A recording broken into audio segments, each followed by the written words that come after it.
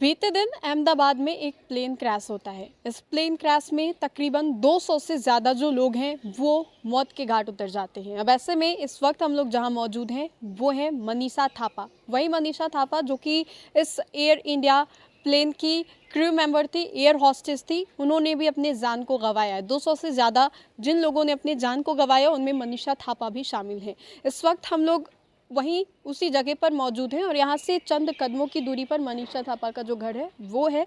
चूँकि हम लोग वहाँ जा नहीं सकते, चूँकि मनीषा थापा की माँ को और दादी को इसकी जानकारी नहीं है कि मनीषा थापा अब उनके बीच नहीं रही। मनीषा थापा की माँ को इस बात की जानकारी इसलिए नहीं दी गई चूँकि मनीषा थापा की माँ काफ़ी ज़्यादा बीमार रहती है। जब ये जानकारी उनको मिलेगी तो उनकी तबीयत और भी ज़्यादा बिगड़ सकती है। इसीलिए हमने सोचा कि कुछ कदमों की दूरी से इस वीडियो को बनाया जाए।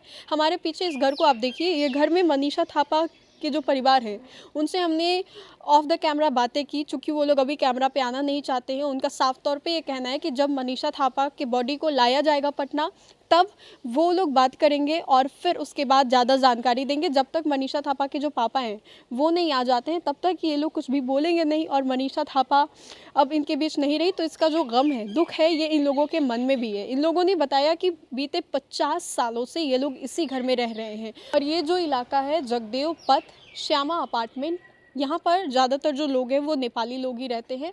और इसी घर में बीते 50 सालों से जो मनीषा थापा है उनके परिवार इसी घर में रह रहे हैं। एक लंबे समय से 50 साल उम्र होती है किसी की। अब 50 सालों से मनीषा थापा के परिवार जो है इसी घर में रह रहे हैं। जॉइंट फैमिली है। चाचा जो हैं गुड्डू थापा वो भी यहीं रहते हैं और भी दादा दादी सब लोग इसी घर में रहते हैं। मनीषा थापा के जो जानकारी है उसके हिसाब से अभी तक मनीषा थापा की बॉडी को पटना नहीं लाया गया है। मनीषा थापा के जो चाचा है गुड्डू थापा, उन्होंने हमसे बातचीत की और उन्होंने बताया साफ तौर पे कि जो बॉडी है उसको जल्द ही लाया जाएगा।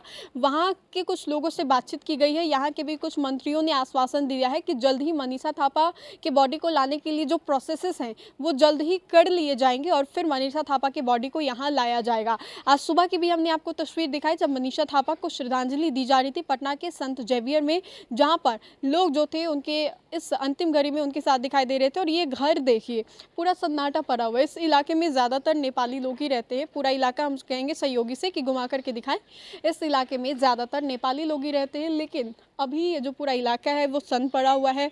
जो घर है वो भी पूरा सन्नाटा है। बहुत मुश्किल से ही कुछ लोग जो हैं वो दिखाई देंगे। और ये ज़्यादा बड़ी बात है कि एक माँ जिसकी बेटी चली गई, उस माँ को इस बात की जानकारी नहीं दी जा रही है और इसलिए नहीं दी जा रही है क्योंकि उनकी तबीयत बहुत ख़राब है। अगर उनको कैसे भी इस बात की जानकारी पड़ती है, मिलती है तो उस माँ पर क्या बीतेगी। कई लोग जो होते हैं देश के लिए लड़ते लड़ते शहीद हो जाते हैं, तो कई नेचुरल कैलामिटीज़ या फिर जो ऐसी विपदा आती है उसके वजह से मौत के घाट उतार दिए जाते हैं। एक बार फिर से मनीषा थापा जो हैं वो हमारे बीच नहीं रही। पटना की बेटी क्रू मेंबर एयर इंडिया में थी, एयर हॉस्टेस थी। उनके घर के बाहर हम लोग आए हुए थे। लाइव तस्वीरें हम आपको दिखा रहे हैं कि मनीषा थापा के घर के बाहर पूरा सन्नाटा छाया हुआ है। कोई भी जो लोग हैं घर से वो नहीं निकल रहे हैं। कोई भी मीडिया से अभी बातचीत करने से परहेज़ कर रहे हैं। सब लोगों का कहना है कि अभी कोई भी बयान हम लोग नहीं देना चाहते हैं। हम लोगों का जो दिल है वो टूटा है। हम लोगों को बहुत बुरा लग रहा है। और मनीषा थापा के बारे में इन लोगों ने बताया कि बहुत ही टैलेंटेड थी, पढ़ाई लिखाई में भी बहुत अच्छी थी मनीषा थापा और वो अपने कैरियर को लेकर के काफ़ी ज़्यादा पॉजिटिव थी। और अब मनीषा थापा जब इन लोगों के बीच में नहीं रही तो इन लोगों को बहुत ज़्यादा बुरा भी लग रहा है और दुख का जो लहर है इन लोगों पे आया है। तो फिलहाल के लिए इस खबर में इतना ही। सहयोगी मंटू के साथ मैं राजनंदिनी, देश वन न्यूज़ पटना।